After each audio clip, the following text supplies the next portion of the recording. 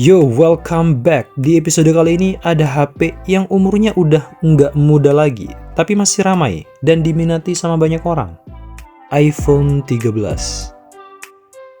Jujur, ini pertama kali di tahun ini aku ngerasain iPhone 13 dan aku nggak pernah ngelirik HP yang satu ini sejak awal rilisnya kemarin di tahun 2021, yang berarti umurnya udah 2 tahun lebih ya. Dimana emang hype banget waktu itu karena posisi kameranya yang awalnya dua boba atas bawah sejajar terus berubah jadi diagonal. Ya meski dicibir juga sih sama banyak orang, dikata-katain minim inovasi katanya. Tapi intinya di video ini aku nggak bakal bahas spesifikasi HP-nya secara detail, bukan. Cuma sekedar share pengalamanku aja selama pakai HP ini kurang lebih udah 2 bulan sejak pembelian.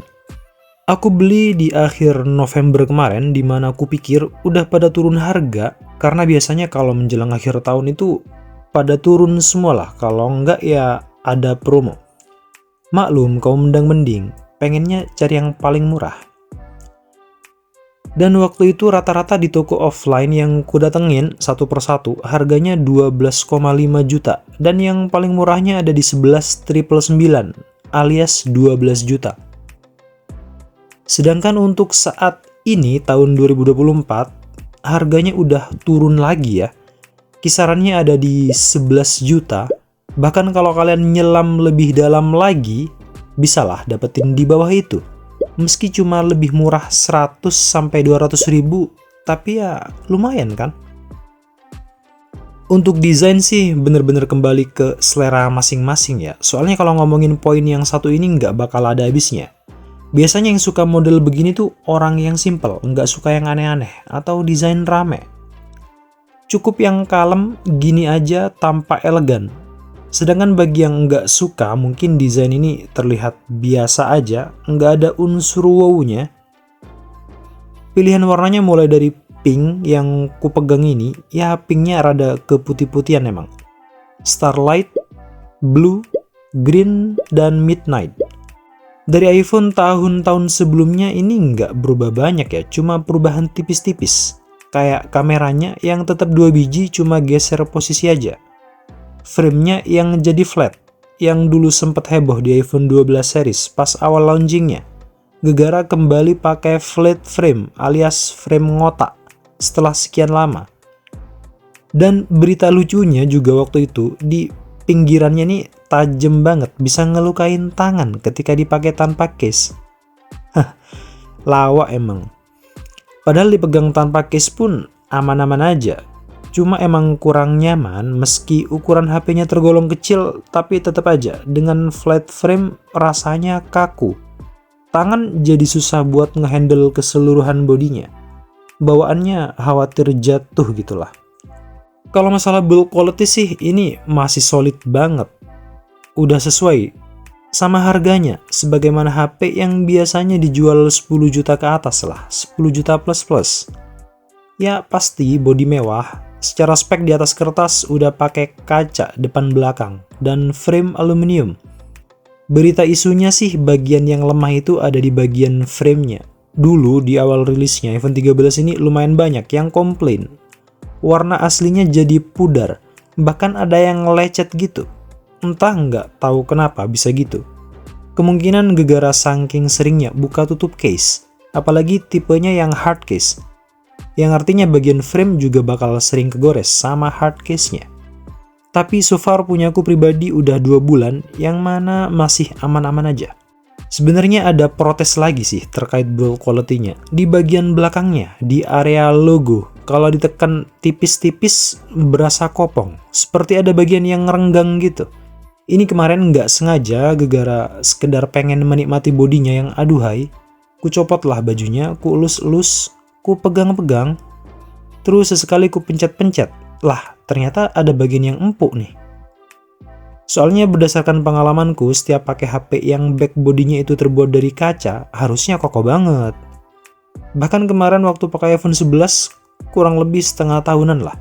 Itu aman-aman aja, bodinya bener-bener kokoh. Malah, ya lebih solid lah pokoknya. Upgrade ke 13 kok jadi letoy, macam pantat bayi aja. Pindah ke bagian depan, bagian yang penting banget, layarnya. Overall, penilaian secara singkat, bagus, pakai banget. Selama nggak dipakai buat nonton dan main game di layar yang kecil kayak gini. Kenapa? Ya karena kecil, ntar berasa ada yang kurang. Bisa jadi jelek gara-gara nggak puas. Nggak jadi bagus nih layar lama-lama. Secara spek di atas kertas udah powerful pakai Super Retina XDR alias OLED dengan resolusi 1170 x 2532. Nah tuh, apaan nyebutnya tuh kalau begitu? Ada aja emang Apple kalau ngasih resolusi. Intinya kalau ngomongin ketajaman, tajam banget. Kalau ngomongin warna, nampol banget. No burik-burik klep lah. Apalagi bagi yang mau upgrade dari yang sebelumnya masih pakai iPhone zaman Majapahit, yang masih IPS, berasa banget dah upgrade-nya. Lebih tajam iya, warna lebih pop out iya, bezel lebih tipis iya, refresh rate 120Hz iya. Enggak kalau itu mah, masih 60. Visibilitas ketika dipakai di luar ruangan juga sanggup mau siang hari, lagi terik, panas-panasnya, masih mampu banget ngelayani aktivitas harian. Mau dipakai buat sosmedan, baca-baca, scrolling sana-sini. Liatin yang bening, mulus-mulus, bisalah dijabanin sama nih HP. Secara spek di atas kertas sih bisa sampai 1200 nits. Bagian speaker ini bagian yang dari dulu udah bagus mau dari iPhone jadul sekalipun, berdasarkan pengalaman pribadi sih gitu ya. Nggak tahu lagi deh kalau ternyata ada yang jelek. Nah, si 13 ini jelas udah mantep banget, stereo speaker atas bawah. Bassnya nendang, full volume nggak pecah.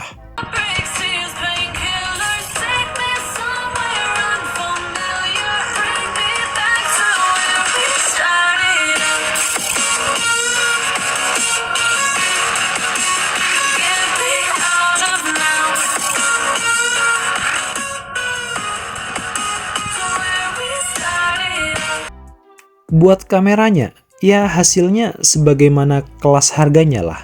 Ya meski bukan yang terbaik di hasil fotonya, tapi setidaknya masih jadi salah satu yang terbaik buat record video. Meski belum ada fitur action mode selayaknya iPhone 14 ke atas.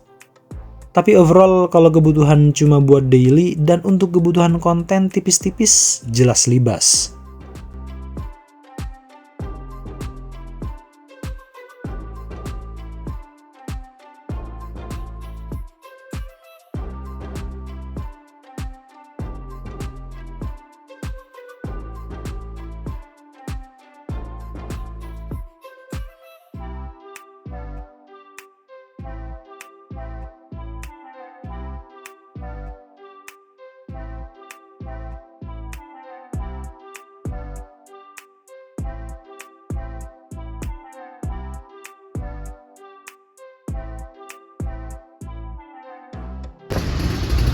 Oke, ini di 1080 30 fps. Kalau di siang hari jadinya hasilnya seperti ini. By the way, dia juga bisa di 4K, bahkan 60 fps nya juga aktif di semuanya, 1080 maupun yang 4K. Ya pastinya lah ya, mengingat harganya yang udah di atas 10, pastinya emang dituntut buat jauh lebih bagus hasilnya. Wajib serba bisa. By the way, ini juga bisa switch lens ya. Ini ultra wide nya, lalu ini normal lensnya. By the way, perbedaannya juga nggak sejomplang itu ya. Antara ultra wide juga bagus banget nih hasilnya. Ya meskipun tahu sih, karena pencahayaan cukup banget. Ya bedanya mungkin dibandingin iPhone generasi terbarunya, belum ada action mode-nya aja sih. Tapi kalau misalnya butuh yang stabil-stabil banget, ya pakai gimbal kali ya, stabilizer. Kalau misalnya dibuat lari tanpa action mode, jadinya seperti ini. Di tangan berusaha buat stabil, tapi nggak tahu nanti hasilnya gimana. Kalau ultra wide, dan ini wide.